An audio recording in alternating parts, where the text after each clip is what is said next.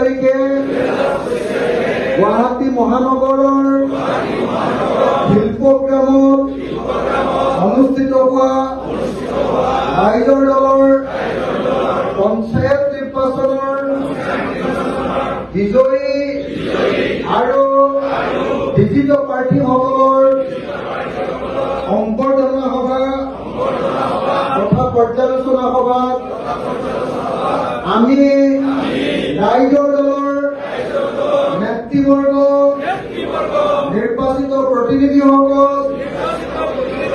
কৰ্মীসকল সকলোৱে আন্তৰিকতাৰে শপত খাওঁ যে সংকল্প লওঁ যে কচম খাওঁ যে 2026 চনৰ বিধানসভা নিৰ্বাচনৰ কাৰণে আজিৰ পৰাই আমি নিজকে সাজু কৰিম।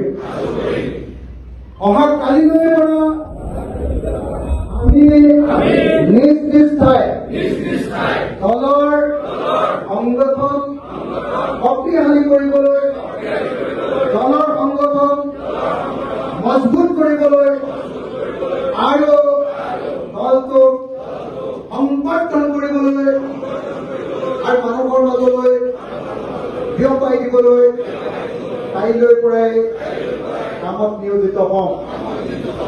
আমি প্ৰফেচনেল মানুহৰ দৰে, আত্ম উৎসৰ্গিত মানুহৰ দৰে আমাৰ দলৰ কামসমূহ কৰি যাওঁ। দলে কেন্দ্ৰীয় কমিটিয়ে দিয়া সকলো সিদ্ধান্ত, সকলো অনুৰোধ, সকলো নিৰ্দেশ আমি মানি লওঁ।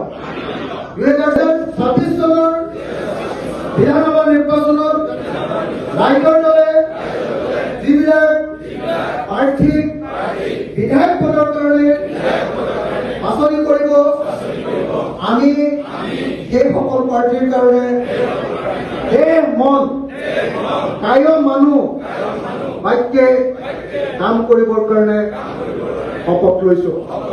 আমি কোনেও বিসম্বাদ নকৰোঁ, আমি কোনেও এলাহ নকৰোঁ, আমি কোনেও অৱহেলা নকৰোঁ, আমি কোনেও অজুহাত নেদেখুৱাওঁ।